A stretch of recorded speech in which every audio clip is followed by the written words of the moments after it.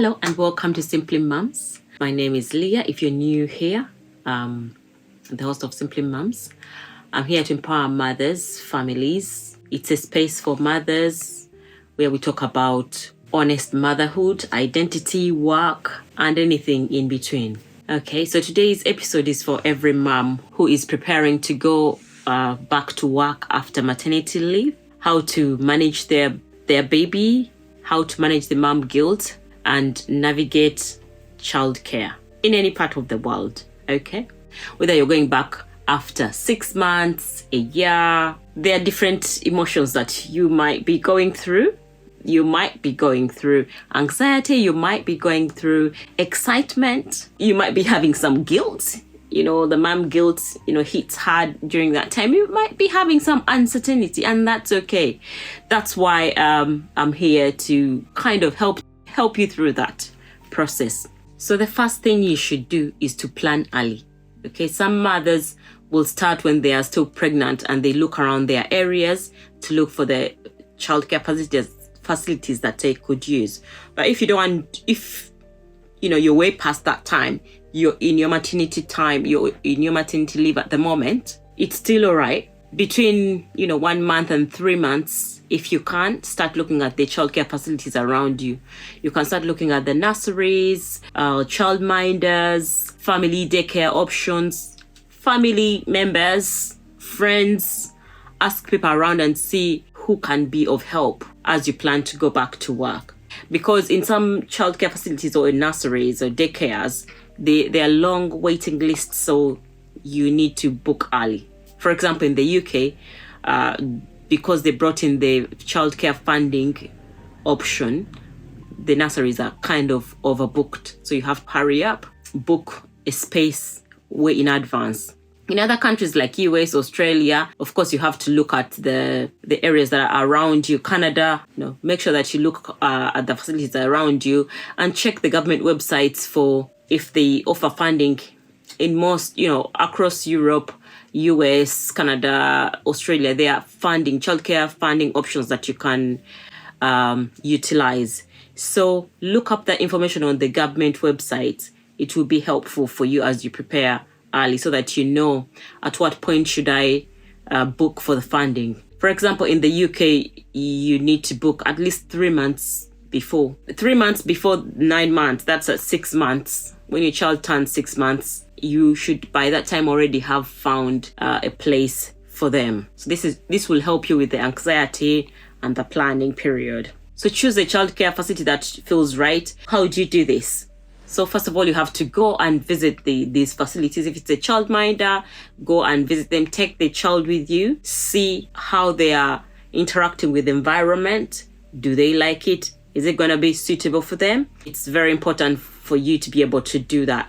If it's a nursery or a childcare facility where, there are some pros and cons with that. The pros include your child will have social interaction with other people if they go to a nursery or if they go to a childcare facility where there are other kids. So they will have some interaction with other kids.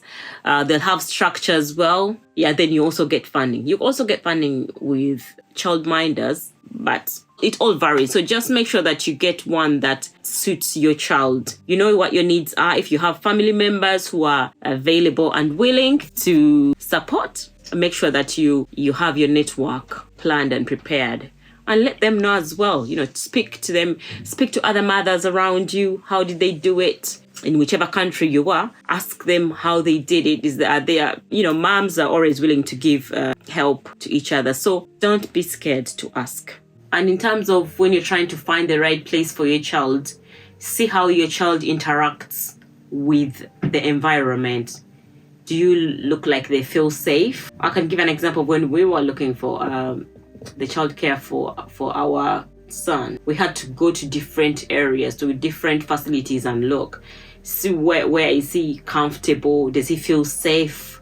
Is he going to be happy in this environment? And if not, then don't take them where you don't feel safe. Just make sure that they are safe and ask the questions. Ask all the questions. Do they have a routine? How do they communicate with their parents? For example, the one where we take our child, they send us updates. So you have a link where you can see the pictures of what the child is doing throughout the day. When you're at work, you are reassured. If you have a chance to check the email, you can check and see what your child is doing, what they're up to. Did they sleep? Did they have food? Did they eat all of their food? So that type of information is very good to know how they're going to communicate with you throughout the day. And then number 3, when you've got the childcare space and it's now time to start nursery, that is a big one. You have to be prepared for that. You have to make sure that you've given next of kin, of course, that's going to be you or you and your partner. And if you have a friend nearby, think about these things beforehand. Do you have a friend who lives nearby? Is it going to be just you and your partner? Do you have relatives, grandmas, grandpas? It's different for every family. So make sure that you utilize the community, the village that you have. So think about beforehand, if something happened at work, will I be able to get to them? So think about all those things while you're preparing. Have backup plans written down, contacts, and provide some of them to the nursery in case they can't get hold of you and you're at work. And then when it's time to drop the child into nursery, and most nurseries or most childcare facilities, they'll have to give you the trial sessions.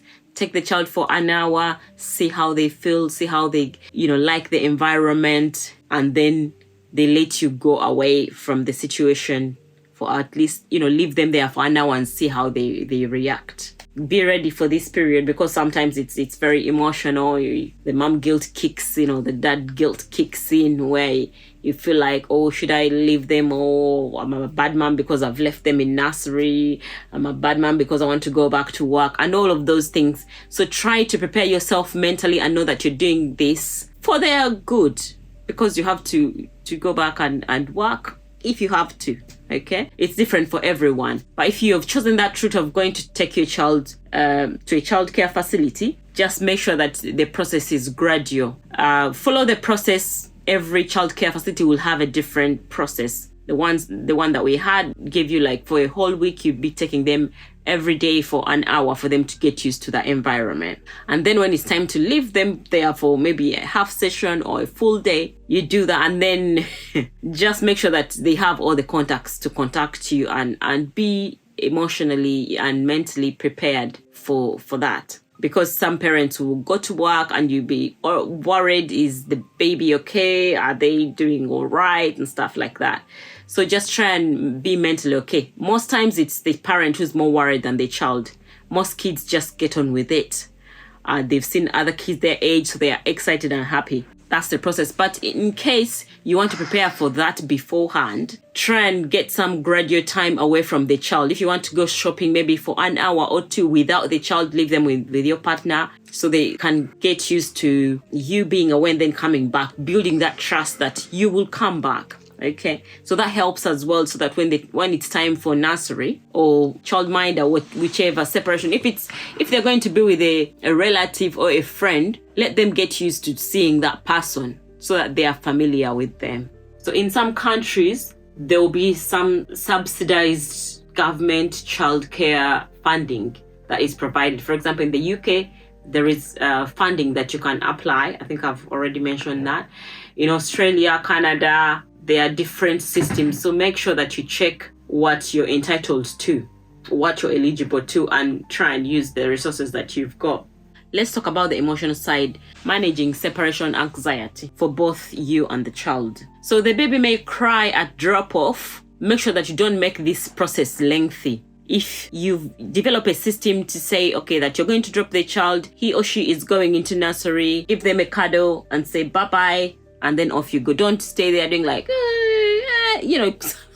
sometimes some parents will end up crying because of this, like they don't want to leave their kid, or some kids, take long to go into nursery and still they have separation anxiety. So have a system of how you're going to do it. Just say bye-bye, give them a cuddle, and then off you go. They'll get used to that. They might cry. So the nursery, they are equipped and trained to know how to handle this. And every baby is different. Some babies will cry for long, others will just get on with it. It depends on the child. So the more consistent with the routine, the more secure the child gets used to it, and you get used to it. It gives you more confidence. if you know what you're going to do, you go and say, bye-bye, cuddle, bye-bye, see you later. That will do it. Just stay consistent. Don't start hugging them and crying and, having a meltdown at the nursery.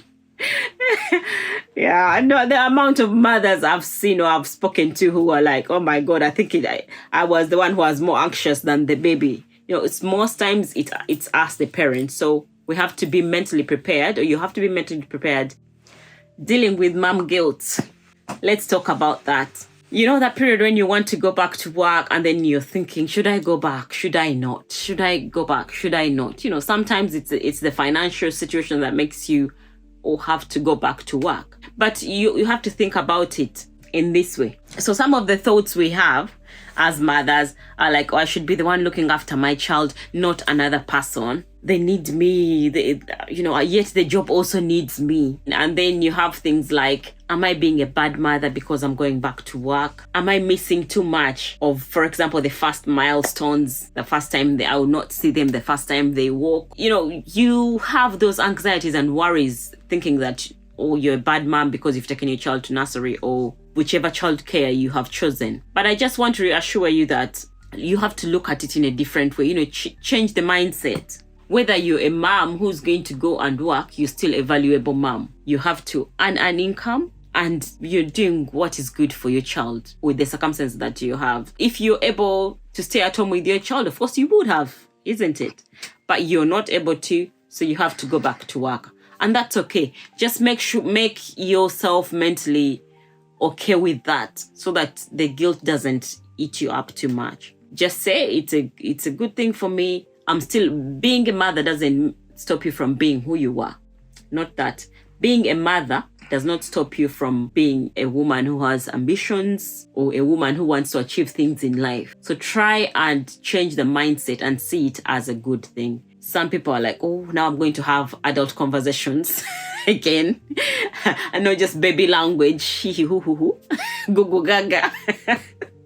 So some of the practical things you could do before returning to work. This is when you've already got a place in your childcare facility. Plan your journey. You could practice the journey, how you're going to come from home to the nursery to work. So you can try out the journey and see how long is it going to take you? How much time are you going to need in the mornings? Is it going to be you to pick and drop? Is it going to be you to drop and your partner to pick? Make those arrangements beforehand so that you know where you are. Pack the bags. What does the child need in their bag?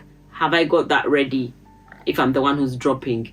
If it's the partner who's dropping, do they know what needs to be sorted and ready for the child to take? So make sure that you have all these things sorted. So I also talked about having a backup plan, like a relative close by, a friend close by, or anyone along those lines. But also talk to your manager or your employer about flexibility. In case things don't go as planned, you always have to have some sort of wiggle room. So talk to your employer before starting work. Some employers are quite good.